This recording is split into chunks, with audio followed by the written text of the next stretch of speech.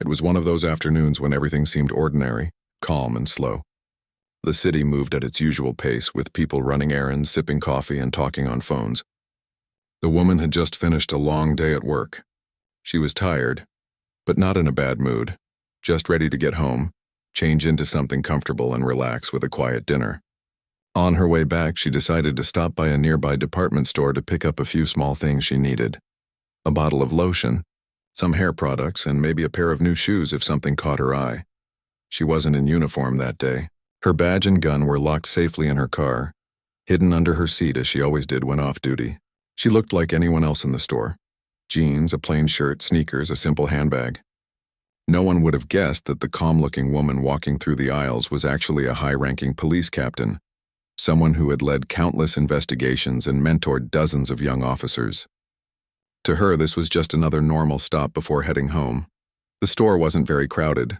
Soft music played over the speakers, and the faint smell of perfume mixed with freshly opened cardboard boxes filled the air. She walked slowly, checking prices, picking up items, putting them back just like anyone else. But as she moved from one section to another, she noticed something odd. A young employee kept glancing her way. She ignored it at first, thinking maybe it was coincidence. She had spent her career teaching officers not to jump to conclusions, so she gave the same benefit of the doubt. But after a while, it was hard to ignore. Each time she looked up, the same person seemed to be watching her. She shrugged it off, telling herself maybe the worker was just doing their job. Maybe they had been told to keep an eye out for shoplifters. Still, a quiet discomfort settled in her chest. She tried to stay calm, reminding herself she had done nothing wrong. She kept shopping, taking her time, even stopping to help an elderly lady reach something from a top shelf. The lady thanked her with a smile, and for a moment everything felt normal again. But in another corner of the store, 2 employees were whispering. They thought she had slipped something into her bag. They hadn't seen clearly, but they were sure enough to make a call to the store's loss prevention office. Within minutes, a plainclothes security guard started following her discreetly, staying 2 aisles behind. Every move she made, he tried to interpret. When she paused, he paused. When she turned, he quickly turned away, pretending to look at something else. She noticed it this time. Years of training had made her observant. Too observant to miss that kind of behavior. She sighed softly, feeling a familiar frustration. It wasn't the first time someone had looked at her and made assumptions. It still hurt, but she had learned how to handle it. She finished picking up her items and headed toward the checkout counter. Her plan was simple: pay, smile politely, and leave. But just as she reached the line, she saw 2 police officers walking quickly through the entrance. She recognized the posture, the walk, the clipped radio movements. Instinctively, she knew they were responding to something. She didn't think it was about her, not until they made direct eye contact and came straight toward her. "Ma'am, can we speak with you for a moment?" one of them asked. The entire store seemed to pause. The cashier froze, a couple of customers turned their heads. The woman blinked, slightly confused. "Sure," she said calmly, setting her basket on the counter. "What seems to be the problem?" "We got a call about a possible theft," the officer said. "We just need to check your bag." Her heart sank. She had dealt with hundreds of similar calls in her own career, but being on the other side of it felt surreal. Still, she kept her composure. She took a slow breath, trying to stay polite. "You're making a mistake," she said softly. "I haven't taken anything that I haven't paid for." "Then you shouldn't mind us checking," the second officer said, his tone firmer now. He looked young, maybe just a few years into the job. His hand rested casually near his holster, not in a threatening way, but enough to make her pulse quicken. "I don't mind cooperating," she said, "but I'd like to know what exactly you think I did." The officer looked toward the store manager, who stood nervously nearby. The manager avoided her eyes. "They said you were seen putting items in your bag," the manager said. "We just need to clear things up." Her first instinct was to pull out her badge and end this quickly. But something inside her stopped her. Maybe it was curiosity. Maybe it was disbelief. She wanted to see how far this would go, to witness firsthand how it felt to be treated as a suspect based only on suspicion. So she didn't reveal who she was. "Not yet, fine," she said. She opened her handbag slowly and placed it on the counter. Inside were only her wallet, keys, and phone. No stolen goods. No hidden products. The cashier's eyes widened slightly, realizing there was no evidence of theft. Still, the officers didn't back down. "We'll need to see the contents of your basket, too," one of them said. "Of course," she replied, pushing it forward. Every item had a price tag. Nothing was hidden. It was clear she hadn't done anything wrong, but the tension didn't fade. Instead, the officers exchanged uncertain looks, the kind that come when people realize they might have made a mistake but don't want to admit it. "Ma'am, do you have a receipt?" one of them asked. "I was just about to pay when you stopped me," she said quietly. The officer nodded awkwardly. He looked toward the manager again, who only shrugged helplessly. The situation hung in the air, uncomfortable, silent, embarrassing. A few shoppers had started whispering. Phones were out recording. The woman could feel eyes on her, judging her without knowing anything about her. She tried to keep her voice steady. "I understand you're just doing your job," she said. "But this could have been handled differently. A simple question before calling for backup might have saved everyone the trouble." The older officer crossed his arms. "Ma'am, we respond to calls as they come. We can't assume anything." "But you did assume," she replied gently. "You assumed I was guilty." Her calmness made the younger officer uncomfortable. He looked down at his notepad, unsure what to say. She could see the uncertainty in his face, a flicker of doubt, maybe even guilt. She had seen that look before in new recruits when they realized their training hadn't prepared them for moments like this. After a few moments, the older officer spoke again. "We'll just take a quick look around, confirm with the store, and then you can go." "That's fine," she said softly, though inside she felt her heart ache. Not for herself, she knew she would be cleared, but for what this represented. Years of service, hundreds of cases solved, and yet here she was, standing under the bright lights of a department store, being treated like a criminal because someone thought she looked suspicious. The minutes stretched. Eventually, the security guard came forward, shaking his head. "We reviewed the footage," he said. "She didn't take anything. I think there was a misunderstanding." A heavy silence followed. The officers shifted uncomfortably. The manager mumbled an apology that sounded rehearsed. The woman simply nodded. She didn't raise her voice or argue. She just said, "Next time, maybe look twice before you call the police on someone." She paid for her items quietly and left the store without looking back. As she walked to her car, she felt the cool evening air brush against her skin. She unlocked the door, sat inside, and stared at her reflection in the rearview mirror. For the first time in a long while, she felt a deep sense of disappointment, not in herself, but in the system she had spent her life defending. She reached for her badge and held it in her hand. The gold shimmered under the fading sunlight. This little piece of metal had always meant authority, trust, and respect. But in that moment, it felt heavy, almost meaningless, because earlier that day, none of it mattered. She wasn't seen as a captain, a leader, or a protector. She was just another face that someone had decided to distrust. Still, she took a deep breath and reminded herself of who she was. One bad moment didn't define her. It hurt, yes, but it also reminded her why her work mattered. There were still lessons to be taught, still change to be made.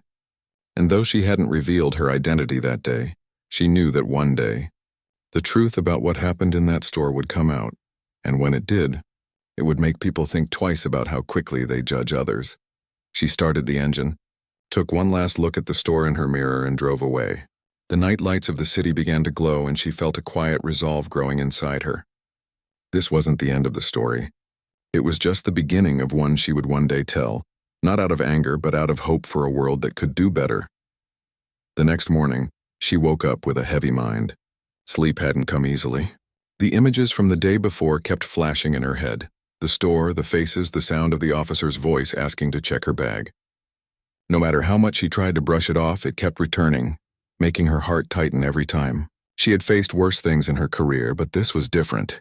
This was personal. This was about being seen, or rather not being seen for who she truly was. She went through her routine quietly. Coffee, toast, and the morning news playing softly in the background. The headlines were about politics and weather, but her thoughts drifted elsewhere. She thought about all the times she had told her younger officers to treat people with respect, to never assume guilt based on appearance, to always listen first. Yesterday, she had been on the receiving end of the very thing she warned them against. It hurt more than she wanted to admit. By mid-morning, she put on her uniform. The badge rested on her chest again, shining under the light. It still felt heavy, but now it also felt like armor. She had a meeting at the precinct, and she wasn't the type to skip work. Duty came first, even when she didn't feel like herself. As she walked into the station, her colleagues greeted her with the usual smiles and salutes. None of them knew what had happened. Not yet. She walked straight to her office, closed the door, and sat down. The silence felt strange. Usually, her office was filled with the buzz of calls and discussions. Today, it was quiet enough to hear her own heartbeat. She stared at the small photo on her desk, a group picture from the academy graduation years ago. Back then, she had been full of energy and hope. She had believed that if she worked hard and treated everyone fairly, people would see her for who she was. But now she wasn't so sure. Her phone buzzed. It was a message from the deputy chief, asking her to attend a short briefing at noon. She replied with a simple, "Yes, sir," and leaned back in her chair. For a few minutes, she let her mind wander. What if she told the story? Not to complain, not to seek revenge, but to show what still happens in plain sight. She had always believed that real change comes from real stories. When the meeting started, she walked into the conference room with calm confidence. A few officers stood as she entered out of respect. The deputy chief nodded. "Captain, good to see you," he said. "How was your day off?" She paused for a second before answering. "Eventful," she said quietly. He smiled, not catching the weight behind her words. The meeting went on as usual. Updates, schedules, reports, but her mind was elsewhere. She kept thinking of the two young officers who had stopped her, the store manager who couldn't look her in the eye, and the people who had filmed everything without knowing the truth. After the meeting ended, she stayed behind. The deputy chief noticed. "Everything all right, Captain?"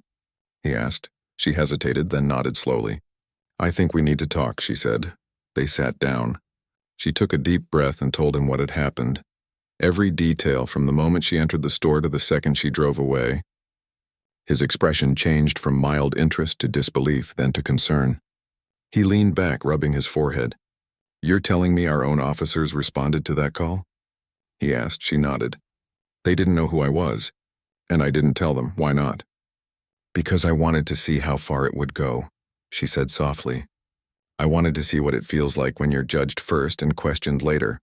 The room was silent for a while. The deputy chief looked down, then met her eyes. "I'm sorry that happened to you. That shouldn't happen to anyone." She nodded again, not needing the apology, but appreciating it. "I know it wasn't about me as a person," she said. "It's about something deeper, something that's been part of our system for too long." He sighed. "Do you want me to handle it? Talk to the officers?" She thought for a moment before replying. "No, not yet. I'll handle it myself." Later that day, she called the two officers involved to her office. They came in, unsure of what to expect. They stood at attention, a little nervous. She motioned for them to sit. "Relax," she said. "We're just talking." The younger one spoke first. "Is this about yesterday?" She nodded. "It is."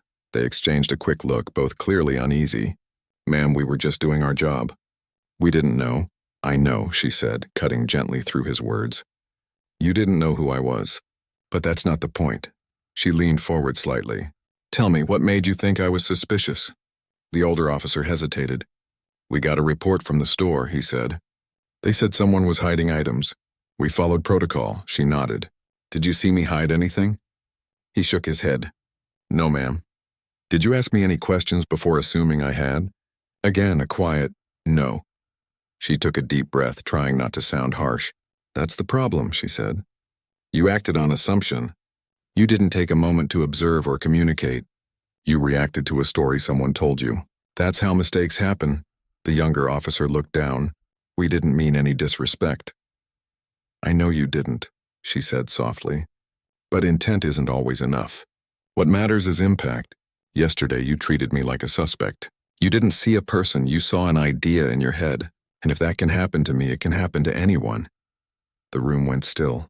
The younger officer finally looked up, guilt written all over his face. "We're sorry, Captain," he said sincerely. "We should have handled it better." She nodded. "I accept your apology, but I want you to learn from it. Think about how it must feel to be on the other side of that badge, to be innocent and still treated like a criminal. If you can remember that feeling, you'll be better officers." They nodded again, quiet and thoughtful. When they left her office, she sat alone for a while, staring out the window at the city below. She felt a strange mix of sadness and relief. It wasn't about punishment or embarrassment. It was about understanding. Maybe this was how change began, one uncomfortable conversation at a time. That evening, she went for a walk to clear her mind. The city lights shimmered in puddles left by a passing rain. People hurried by, laughing, talking, living their lives. No one recognized her in her plain clothes. To them, she was just another face in the crowd. She liked it that way. She passed the same department store. For a moment, she stopped outside. Through the glass, she could see shoppers moving around just like before. It looked peaceful, ordinary, almost as if nothing had ever happened there. She took a deep breath and stepped inside. The same young employee from the day before was behind the counter. His eyes widened when he saw her. He froze for a second, unsure of what to say. She smiled faintly. "It's okay," she said softly. "You don't have to say anything." He swallowed hard. "I'm really sorry, ma'am." "I didn't mean—" "I know," she interrupted gently. "Just next time, look closer before you judge someone. You might be wrong." He nodded quickly, eyes full of regret. She picked up a small item, paid for it, and left. This time, no one followed her. No one whispered. It felt different, lighter, calmer. As she walked back to her car, she felt something shift inside her. The anger had faded, replaced by a quiet determination. She realized that moments like this, though painful, could become powerful lessons. Maybe this had happened for a reason. Maybe her experience would help others see what she had seen, feel what she had felt. When she got home that night, she sat by the window and watched the streetlights glow. She thought about her journey, the years of hard work, the challenges, the victories, and now this unexpected test.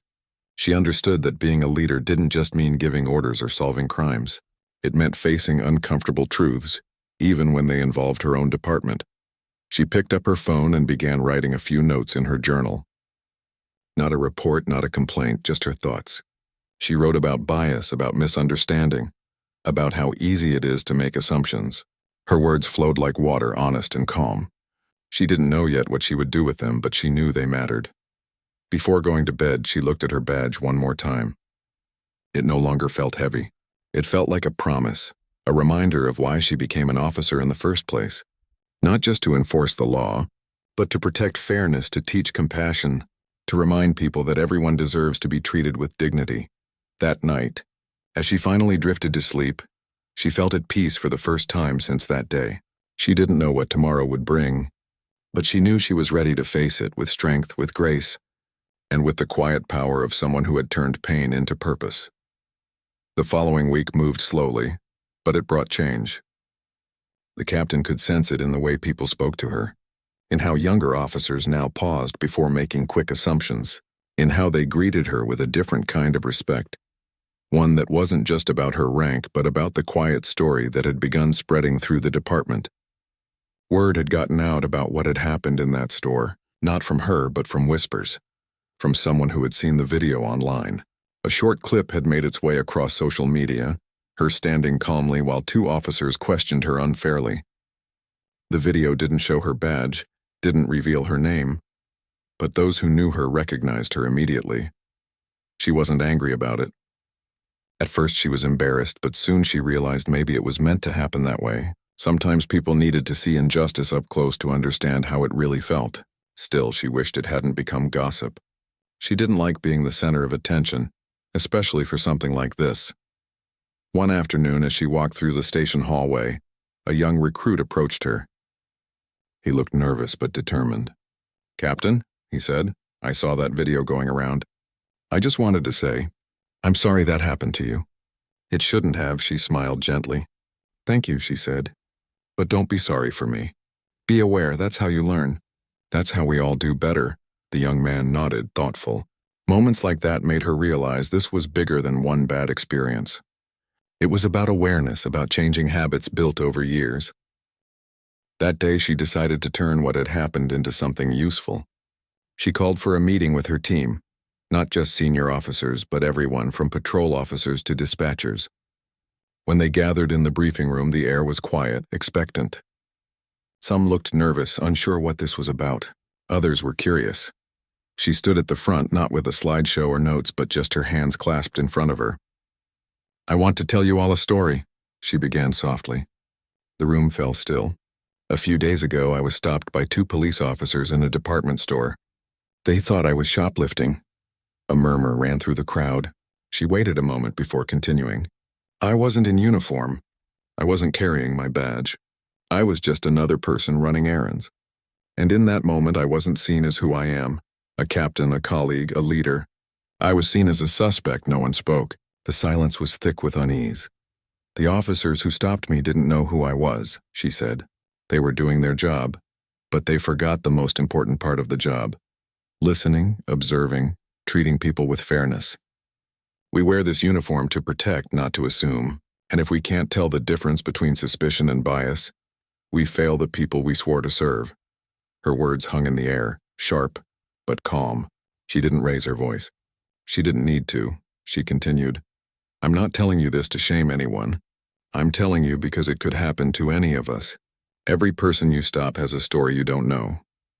You can't see it by looking at them. You find it by listening."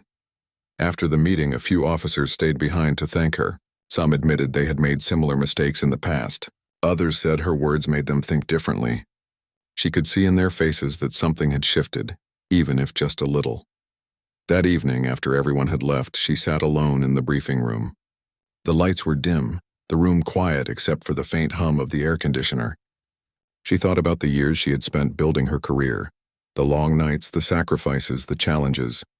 She had seen the best and worst of humanity, and through it all she had held on to one belief: people could change. It just took one moment to open their eyes. The next day, she received an unexpected call from a local journalist. They had heard about the incident and wanted to interview her. At first, she hesitated. She didn't want it to turn into a headline that focused on anger or blame, but after thinking it over, she agreed on one condition. The story would not be about her personally, but about the lesson behind it. When the reporter arrived, she spoke honestly but calmly. She didn't name the officers or the store. She focused on the bigger picture: how quick judgments could destroy trust, how understanding and patience could rebuild it. Her words were sincere, steady, and human. The article came out 2 days later. The headline read, "Police Captain Shares Experience to Teach Compassion." It wasn't dramatic or sensational. It was thoughtful. The story spread quietly, reaching other departments, schools, and community groups. She began receiving emails from people thanking her for speaking up, from other officers, store employees, and even ordinary citizens who said they saw themselves in her experience. One message stood out. It came from a mother whose teenage son had been wrongly accused of theft a year earlier. She wrote, "Reading your story helped me believe that maybe things can get better. Maybe people are listening now." Those words brought tears to the captain's eyes. She hadn't cried since that day in the store, but this felt different. It wasn't sadness. It was relief. Maybe her pain had a purpose after all. The following week, the department invited her to lead a training session on empathy and bias awareness. She stood before a group of officers, some older than her, some just starting their careers. She shared real examples, cases where misunderstanding led to harm and others where compassion saved a life. She spoke about seeing people, not stereotypes, about slowing down before making assumptions. Halfway through the session, one of the officers raised his hand. "Captain," he said quietly, "how do we stop ourselves from reacting too fast? Sometimes in the moment it feels automatic." She smiled gently. "It is automatic," she said. "That's why we train, not just with weapons or procedures, but with our minds. When you walk into a situation, take one breath before you speak. One breath can be the difference between a mistake and understanding. We can't control what people think of us, but we can control how we treat them." The room nodded. Her message was simple but powerful. After the session, she returned to her office feeling lighter. She could sense something changing around her, a ripple effect. People were starting to talk more openly, to question their habits, to listen with more care. And she realized something profound. What happened to her had given her a new mission. One evening, as she was leaving the station, the same 2 officers who had stopped her in the store were waiting by the exit. They looked nervous again, but this time for a different reason. "Captain," one of them said, "we just wanted to thank you for how you handled everything. We've been thinking a lot about it. We realized we rely too much on instinct and not enough on observation." She nodded. That's how growth starts. Awareness. Keep learning from it. The younger officer added, we've been talking with the others. We want to start a small group. Something like a mentorship program for new recruits. About awareness and communication. Would you help us with it? She smiled, truly touched. Of course, she said. That's a great idea. As they walked away, she felt a quiet sense of pride. This was what leadership looked like, not control, but influence. Not punishment, but growth. Weeks passed and life began to settle into a new rhythm. The noise around the video faded. The city moved on. But the lesson stayed. The mentorship program became a regular part of training. Officers began sharing their own experiences, opening up about mistakes and what they learned. The captain watched it all with a quiet satisfaction. One afternoon, she received another letter, this time from a retired officer who had read about her story in a community paper. I spent 30 years in uniform out, he wrote. I thought I'd seen it all. But your story reminded me that we never stop learning. Thank you for your grace. She read the letter twice, smiling to herself. That night, as the sun set outside her window, she reflected on how everything had unfolded. What had started as a painful, humiliating experience had become something powerful, not through anger, but through patience, not through shouting, but through calm truth. She thought about that store again, the bright lights, the awkward silence, the misunderstanding. It had hurt deeply at the time, but now she saw it differently. That moment had become the spark that pushed her and others toward something better. Sometimes life gives lessons in disguise, painful ones, but necessary. Before going to bed, she wrote another note in her journal. Change doesn't begin with anger. It begins with awareness, humility, and courage to face uncomfortable truths. She closed the notebook gently and smiled. The world outside was quiet, but she felt something alive inside her, a calm determination. She knew there was still a long way to go, but for the first time in a long while, she believed it was possible. Because change didn't need to start big. It could start with one story, one conversation, one heart choosing to see instead of assume. The room was small and quiet, except for the faint hum of the air conditioner. The woman sat on a metal chair with her hands still cuffed, her eyes fixed on the dull gray floor. She wasn't angry, at least not the way they expected her to be. She was tired, confused, and deeply disappointed. In all her years of service, she had seen people come through police stations in handcuffs, but never imagined she would be one of them. The irony burned inside her, but she kept her face calm, waiting for someone to realize the mistake. Two young officers stood near the desk, whispering. They hadn't yet figured out who she was. To them, she was just another suspect brought in for questioning. The officer who had arrested her was busy filling out a form, his pen moving quickly as he scribbled her details. Every once in a while, he glanced at her, maybe trying to read her expression, but she gave him nothing to work with. A senior officer entered the room holding a file. He looked at her briefly before asking, "What's the charge?" One of the younger officers replied, "Shoplifting, sir." She was caught leaving the store with unpaid items. The senior officer frowned and turned to her. "Ma'am, can you confirm your name?" She nodded slowly and stated it clearly, her voice steady. The name hung in the air for a moment, and the senior officer's expression changed. He froze, eyes widening as if he had just heard something impossible. He repeated her name quietly under his breath, then turned to the others.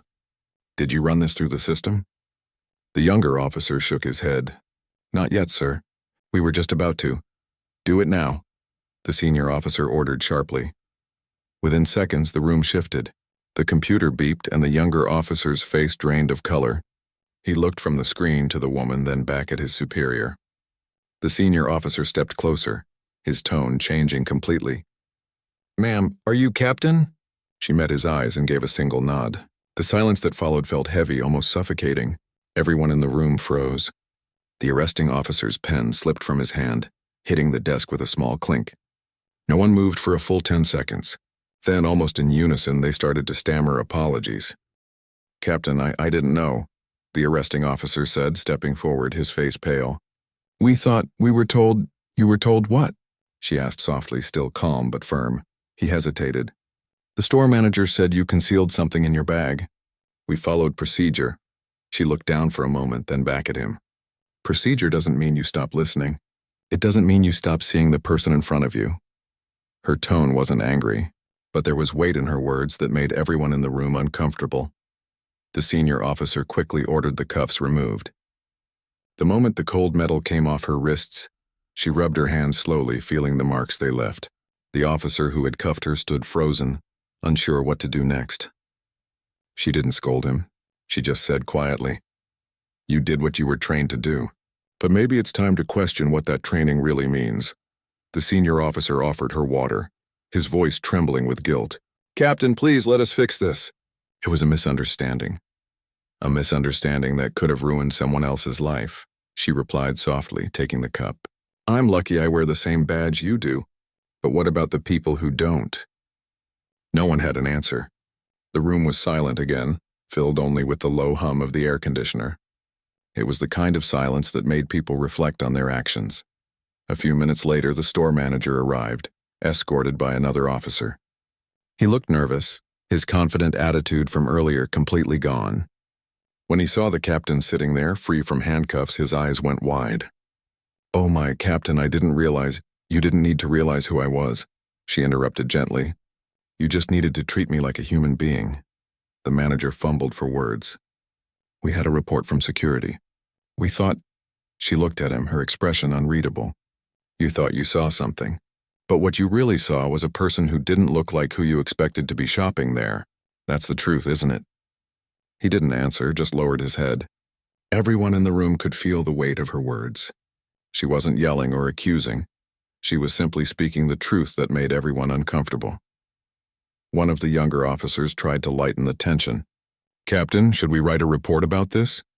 She sighed quietly. "Yes, every incident deserves a record. But make sure the report tells the whole story, not just the part that makes us look clean."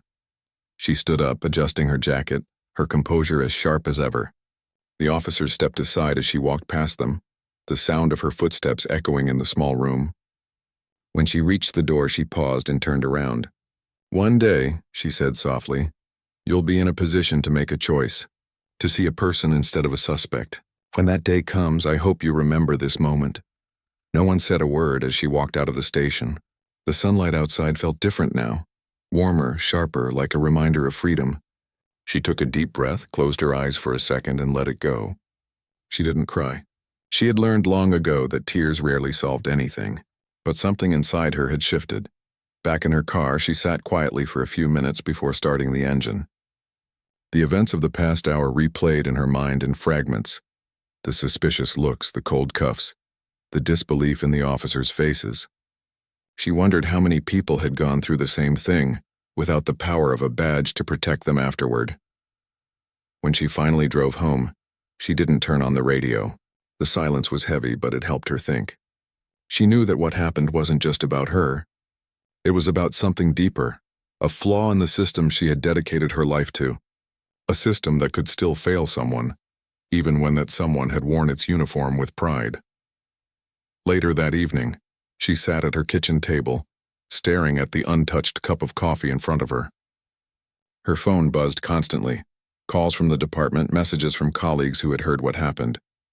But she didn't pick up, not yet. She needed time to process, to think about what to do next. For years, she had trained younger officers to uphold fairness, to respect the dignity of every person they encountered.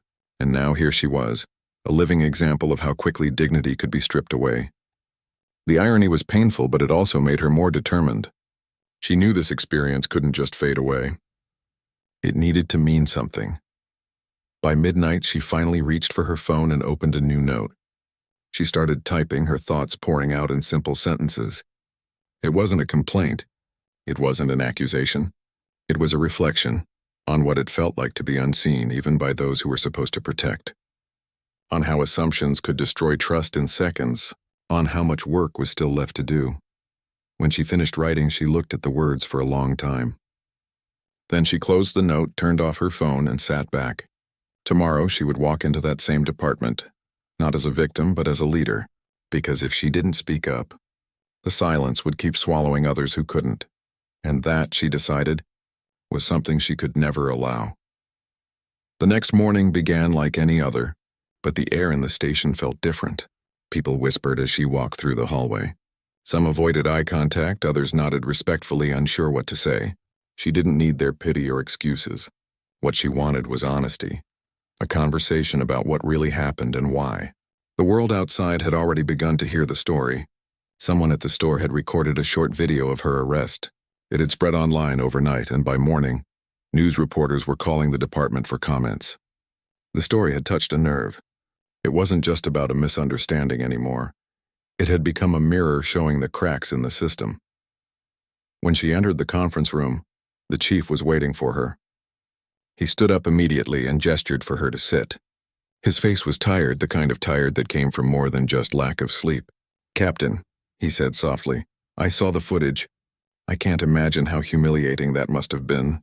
She looked at him calmly. "It wasn't just humiliating," she said. "It was eye-opening. I've seen that look in people's eyes before. The doubt, the quick judgment, but I never thought I'd be on the receiving end of it." The chief nodded. "We're going to issue a public apology, and we've already suspended the officers involved while we review the incident." She shook her head. "That's not what I want. I don't need their suspension. I need change." He leaned back, curious. "Change in what way?" "Training," she said without hesitation. "The way we teach officers to read situations. The way they're taught to react based on fear instead of understanding.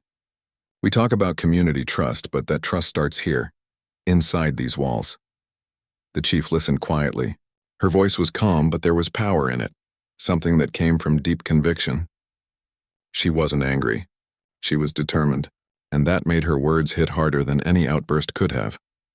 By noon, the department had released an official statement acknowledging the mistake. They confirmed her identity and apologized publicly. Reporters gathered outside the building, hoping to get a comment from her, but she stayed inside, focusing on what mattered more: the people who worked under her. She called a meeting with her team that afternoon. When everyone gathered in the briefing room, the air was thick with tension. Some officers looked embarrassed, others confused. She stood at the front, not as a victim, but as a leader who had something important to say. "I've been in this department for over 15 years, she began, her voice steady. "I've seen every kind of case you can imagine. I've worked alongside many of you, trusted you with my life, and trained you to do your jobs with honor. But yesterday I was reminded that the badge doesn't always protect you. Not from assumptions, not from bias, not from the things we pretend don't exist." The room was silent. No one moved. "I'm not telling you this to make anyone feel guilty," she continued. "I'm telling you because this is our chance to be better. We can't change the world if we don't first change the way we see it. What happened to me happens to people out there every day. People who don't have a title or a badge to defend them. People who are treated like suspects before they even open their mouths." She paused, letting her words sink in. "If we say we serve the public, then we need to start by serving with empathy. That means slowing down, listening, seeing people, not categories, because one day that person could be your family member, your friend, or even someone wearing the same uniform as you." When she finished, the room stayed quiet for a long time. Then one officer, one of the younger ones, raised his hand slowly. "Captain," he said, his voice low, "I was one of the officers who responded to that call yesterday. I want to apologize. I didn't mean to disrespect you." She looked at him kindly. "I accept your apology," she said, "but don't apologize to me. Apologize to the next person you stop on the street. Show them respect before they earn it. That's how we rebuild trust." He nodded, and she could see the sincerity in his eyes. That moment meant more than any press statement ever could.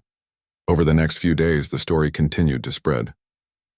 People around the city talked about it. Some were shocked, others angry, and many inspired. Community leaders reached out, asking her to share her story at local events and police training sessions.